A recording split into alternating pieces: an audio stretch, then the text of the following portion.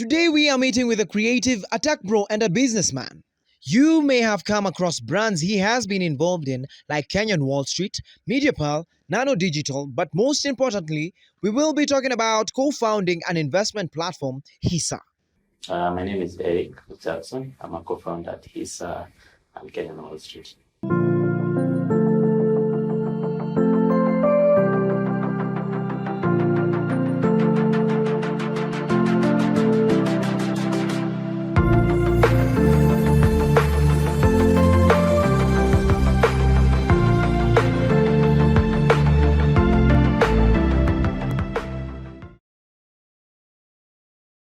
While studying in Moi University, Eric came up with a tech solution affecting the school back then. Studying engineering, it was quite a good course, I must say. But I found myself getting more interested in software engineering. So at the time, in campus, we had this big challenge around accommodation. We had about 10,000 students, but only about 2,000 hostels that could accommodate them. So there was usually a lot of chaos when the university opened because everyone was trying to book a room and it had to be done manually. So I think one of the first things that I did in my software engineering journey was building a hostel management system for Moi University, which we built and deployed. And I think it's still being used to date. And ideally, it was to help students to book their accommodation before the semester even started, so they could actually do that while at home. And then when they were reporting to school, it was just coming and checking in. Yeah, so that was the first, I'd say, product that I really built and was really proud of. Then after campus, I joined Kenya Airways, just working in their software engineering department for about 1.5 years, and then eventually now left to start my first company, which was called Nano Digital, together with a friend of mine called Maurice. So the idea was to allow brands to advertise easily on SMS and MMS. Yeah, so I would say that was my first sort of like company that really set up and worked on. At the moment, Eric is involved in different companies where he serves different roles. I think it's a natural progression. So starting off with the Nano Digital, which was a mobile advertising company, and then eventually seeing the shift by corporates, by agencies towards digital advertising. So what happened is then we started MediaPearl, which is the other company that allows brands and agencies to advertise online on social, so your Google, Twitter, Facebook, Instagram, all of those platforms. And then with Kenyan Wall Street and HISA, it's almost the same story because we started off as the Kenyan Wall Street, basically giving out business and finance news to Kenyans. And then that eventually morphed into HISA, which is now an investment platform that allows Kenyans to invest in be it US stocks or Kenyan stocks as well. Yeah, so I'd say I don't look at them as different businesses. I think they are natural progression. So where one thing you're doing today and then it gives birth to the next thing the next day, which are sort of still related, but within the same sphere of financial services or advertising. With Eric being a founder at Kenyan Wall Street and HISA, a firm that is involved in stock exchange, the Wolf of Wall Street has to come into your mind. Yeah, it's not, what we do is not as exciting as as depicted in the movie.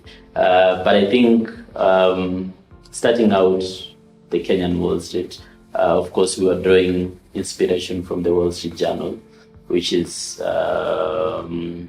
and beyond just the Wall Street Journal, even the Wall Street itself, which is a street in New York, that along which the exchanges are, it's like a financial superhouse for stock trading. So I guess the idea was then to set up something similar for the Kenyan and African audience, where we would have a publication that would educate people about matters around finance. And help them understand finance. So in essence, I think we were drawing our inspiration from Wall Street to sort of have the same here. And now with HISA, I think we are seeing that dream come true, because now we are allowing people to invest in companies that are listed on the New York Stock Exchange and all of that stuff. So it's really been a lot of work, but we are glad with what we've done so far. Most companies have started to solve a problem. Facebook solved social networking. Netflix made it easier to access movies. This is the same approach Eric and his teammates took towards HISA. If you look at all areas of engineering, be it civil, be it electrical, be it software, it's about being able to solve problems that we currently experience. So we have, having that background of Kenyan Wall Street, and me being a product person, who just likes to solve problems, we got to a challenge of trying to actually buy stocks or invest. That was about 3-4 years ago. So we tried to invest in Safaricom. And back then the process was really complicated. You had to go to a broker, you had to either physically go to open an account, or it would take you up to 2 weeks, sometimes more than a month, to actually open an account to start trading. So the process was really hectic, and we felt that there must be a better way to actually use technology to solve that problem of allowing people access to investing options. You've correctly said, I think finance has always been treated as what's the right word? As a rich man's language. But I think the whole essence of Kenyan Wall Street and HISA is to demystify that and tell guys that, investing is something you should be doing every day. Thinking about saving, thinking about your finances are things that you should actually learn. Sadly, we don't teach that in school, in the curriculum. But we believe that it should be a core element of what any teenager, any young person is being taught, so that whenever you earn income, you actually know how to manage that income. You know what saving is all about. You know what investment options you can do. So for us, the journey is then to make it easier, democratize in some way, access to the information, access to that personal finance. But beyond just giving you access and learning, we actually then give you the tools to allow you to be it save, be it invest, and all of that stuff. So in a way, it's all connected, and I think software now is being used more and more as an enabler for most things across different industries. So, and I guess that's why there's terms like fintech and agtech and all of this prop tech and all of it. Basically everything now is tech-enabled. That's how we see it. Building a company that makes it easier for people to invest, Eric shares a piece of advice about investing. Think of Warren Buffett when you think about investing. Don't think about the Wolf of Wall Street. Think about Warren Buffett. Think about being able to put your investments in one place over a long period of time, usually over 20 years. So if you look at Warren Buffett's wealth, so he started investing at 11, but he's made over 99% of his wealth he made after he turned 51. So it's really from 11 to 51, that's about 40 years. It was really him investing and, not growing much. And then after those 40 years, then everything that he had done was literally compounding to what he is now. He's literally the ultimate investor. So, and I think that's one of the misconceptions people have about investing. Most people think short term, and again, there's ways in which people can make money short term. But the true power of investing is over the long term, where now compounding effects come into play, and you're actually able to reap those benefits that have accrued over time. And for us at HISA, that's why we are encouraging the young people to actually start investing early. So you're 18, 19, 20, in campus, out of campus, your first job. We want to get you to start saving and investing at that age, because we know that, in 10 years, 15, 20 years, then you'll actually start seeing the benefits of what you started off when you were 19 or 20. Technology is helping to disrupt the working conditions. Moving from traditional offices to working remotely, you can go for a vacation in the Maldives and still be able to work. This is something that HISA has embraced. Yeah, so I'm proud that HISA is a distributed team. So we are remote first. We only come to the office, Nairobi office, that is, for meetings on Wednesdays sometimes. But we have teams in India. We have a new guy in Nigeria. We have a developer in Cape Town, South Africa. We have partners in the US, but the core team is obviously sitting out of Nairobi, but that as well is very remote. It's remote first. So we organize all of that on Telegram. So we have our group chats. We have content creators on Kenyan Wall Street sourcing stories every now and then, working on those stories, putting them out on a daily basis. In case there's an in-person interview or podcast, they're able to go to the client, or the client is able to come here and shoot those. But primarily we are remote first. So we ideally just, we are in the technology age, I believe. So we make sure that everything works, and our staff is comfortable wherever they are working from, and we just check in online and make sure that everything is going as planned. Building a fintech isn't easy, especially building it when everyone is watching you. It has its sets of challenges. You work on an update for 1 month, and you put it out. This actually happened to me in February. You work on an update for so long and you put it out, and then the first thing the user says is, I'd like to do this additional thing on your app. So it's literally, you're celebrating something, but also then you have to take in the user feedback and improve. But I think what we've learned to do, and what I decided to do, is to build in public. So meaning I'll share the learnings from HISA.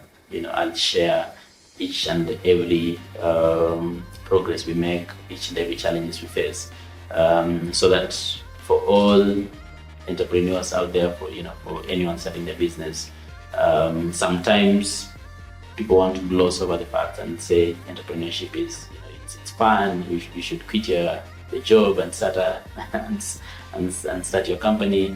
But the reality is that there's a lot of challenges, and they're always unique to every single person.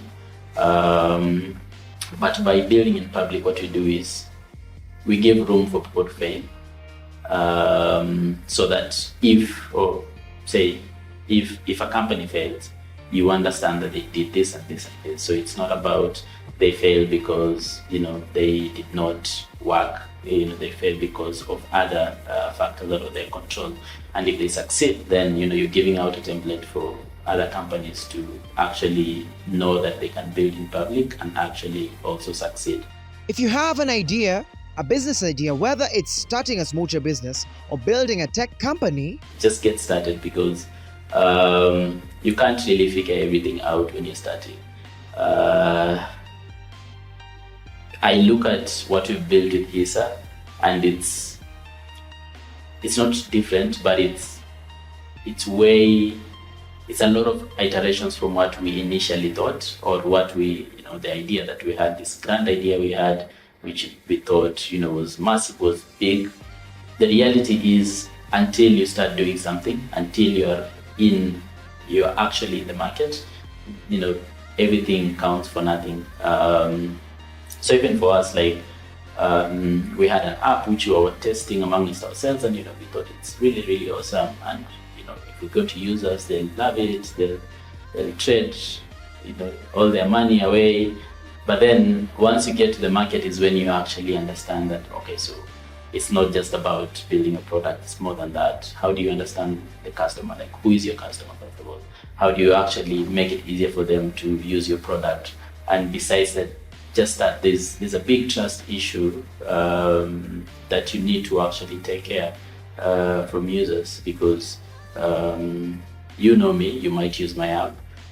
Someone in Nyeri, Eldoret does not know me, they don't know who I am, and for them, there has to be certain things within the app that give them that confidence to actually put their money in the app. So, and I think for us, those are the things that you only learn if you actually have a product, if you actually have a business that you're doing or that you're running. And sometimes people try to figure out everything before they start. So, you figure out your business plans, which is good, but it should be as a guiding light, not things that you set in stone, because circumstances change. Things like COVID happened initially. If you asked anyone to work remotely from home, it was unthinkable. Right now, no one. If you ask anyone to get a fancy big office, people are looking at you like you're literally wasting cash. You should invest that somewhere else. So until you're actually in the market, taking user feedback,